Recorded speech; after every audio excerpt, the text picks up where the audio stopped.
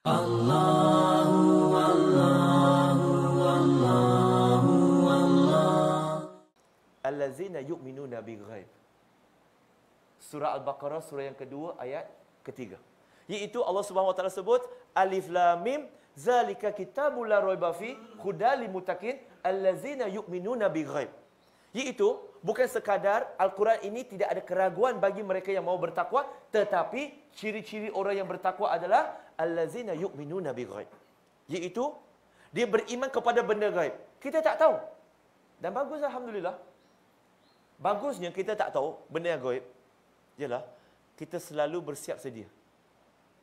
Kalau dah bagi tahu kat kita, dekat handphone kita dah tulis dah. Okey, haji sekian. Malaikat maut akan datang menjemput kamu pada tahun 2030. 19 Januari. Rasa-rasanya sepanjang hidup tu. Dan kita tahu, barang siapa yang mati dengan kalimah la ilaha illallah, dia pasti akan masuk syurga. Jadi waktu itu, sebelum 2030 19 Januari, dia enjoy habis. Maksiat macam-macam dia buat. Dia tahu tak apa, seminggu sebelum tu aku taubat, seminggu sebelum tu aku pergi umrah, seminggu sebelum tu aku pergi buat kerja baik-baik. Pengakhiran dia baik. Jadi dunia ni akan menjadi tempat yang kacau bilau. Tapi Allah rahsiakan daripada kita supaya kita selalu bersiap sedia. Tuan-tuan dan puan-puan muslimin dan muslimat, perlu kita faham.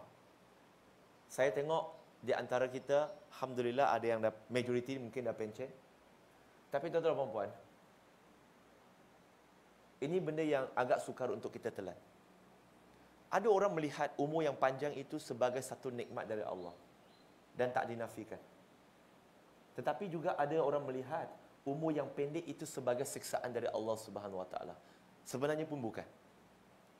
Itu semua terpulang kepada Allah. Bukan soal panjang pendek umur kita, tuan-tuan dan puan-puan. Tetapi apa yang telah kita lakukan, apa yang telah kita persiapkan dalam kehidupan kita. Dan peringatan untuk diri saya dan tuan-tuan dan puan-puan.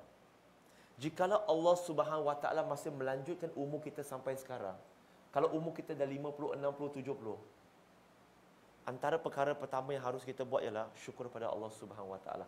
Kerana barangkali, saya tak tahu, Allah tahu, tuan-tuan dan puan-puan tahu, barangkali pada usia muda kita, kita sembahyang 5 waktu pun tak, maksiat macam-macam kita buat. Tapi Allah lanjutkan usia kita agar kita gunakan kesempatan yang masih bersisa ini untuk menebus kembali segala kemungkaran yang pernah kita lakukan. Jangan pula kita berbangga dengan anak kita, kita sombong anak kita, aku lagi banyak pengalaman. Pengalaman apa? Pengalaman buat jahat ke? Bukan. Allah sedang bagi peluang kepada kita. Semakin Allah lanjutkan usia, jangan fikir alhamdulillah kau tengok aku panjang umur, mesti aku buat benda betul. Tak. Tak gitu. Ada sebab dia. Ada yang Allah Subhanahu Wa Taala matikan dalam usia yang muda. Tahu kenapa? Bukan sebab dia tu jahat. Tak juga. Kadang-kadang kalau perasaan tuan-tuan dan puan-puan, orang jahat ni dia hidup lagi panjang. Orang baik-baik pendek umur dia. Pasal apa? Sebab Allah Subhanahu Wa Taala tahu, jikalau dia kalau hidup panjang, sekarang waktu usia muda-muda dia buat kebaikan, takut kebaikan dia ini dia tak boleh istiqamah. Maka kalau dia tua lagi, takut dia dah penat, dia tak mampu nak buat, maka dia akan give up dan pengakhirannya buruk. Lebih baik dimatikan pada usia yang muda supaya pengakhirannya baik. Soalnya bukan hidup pendek panjang. Pengakhiran tu janji baik. Dan ada kalanya seseorang itu dimatikan pada usia muda bukan untuk diri dia saja, tetapi untuk kebaikan orang sekeliling dia.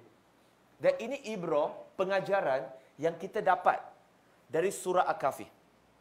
Masih ingat Nabi Khidir bersama dengan Nabi Musa AS, perkara pertama dia buat, dia pergi bocorkan sampan. Kedua, dia pergi bunuh seorang kanak-kanak yang sedang main. Nabi Musa pun tak faham. Awak hang, kanak-kanak tu okey ya. Awak hang tiba-tiba pergi bunuh dia. Bukankah pengakhiran cerita dia? Khidir bagi tahu kepada Nabi Musa bahawa Allah telah memberitahu kepada aku bahawa bapaknya, ibu bapanya adalah anak yang soleh, adalah orang yang baik. Tetapi jikalau anak ini membesar, dia akan memberikan kemudaratan kepada ibu bapanya. Kanak-kanak tu kita nampak mati, kita kata kesian dia. Kesian apa tuan-tuan dan puan-puan? Dia Muslim. Dia baik. Kalau kanak-kanak sebelum akhir balik, dia meninggal, dia pergi mana? Dia pergi syurga. Menjaga dia dan menjaga mak bapak dia. Jadi tuan-tuan dan puan-puan, perspektif kita melihat dunia dengan perspektif Allah mengajar kita melihat berbeza. Jadi tuan-tuan dan puan-puan, gunakan masa yang kita ada ini dengan cara yang paling baik. Yang kedua, usia muda kita. Dah lepas dah. Sebab kalau definisi muda menurut Islam, ialah di kalangan di antara 32-33. Mungkin kalau hati kita tu masih muda lah, biasalah. Sebab kita ada 3 jenis usia kan. Usia sebenar kita, usia hati kita dengan usia minda kita. Dua-dua ini selalu muda. Tu yang kadang-kadang isteri kita kata, orang tua tak sedar diri. Kan? Kena dah kita kan. Saya pun dah lepas dah usia tu. Tapi tuan-tuan dan puan-puan muslimin dan muslimat yang dirahmati oleh Allah Subhanahu Wa Taala. Apa yang dah berlalu, kita tak boleh datang kembali. Dan ada satu pesanan daripada Umar Ibn Khattab. Saya nak cerita ini, bukan nak menjadikan tuan-tuan dan puan-puan berputus asa terhadap kehidupan. Tapi datang nak memberikan motivasi kepada kehidupan. Umar Ibn Khattab radhiyallahu an, dia memberitahu kepada kita, dia kata, tak kisah dan tak kira betapa kita merasa bersalah sekalipun, dia tidak akan mengubah masa lampau kita. Dan sejauh mana kita risau akan kehidupan masa depan kita, dia tidak akan mampu membentuk satu kehidupan yang lebih baik. Sehingga kita lalai dan terlupa akan kehidupan yang ada pada hari ini. Maksudnya tuan-tuan dan puan-puan, apa yang pernah kita lakukan waktu muda, tak payah duk cerita ke orang dah. Tak payah duk bangga dah. Tak payah duk cerita dekat sesiapa pun. Allah dah tutup, kita dah tutup, settle. Settle.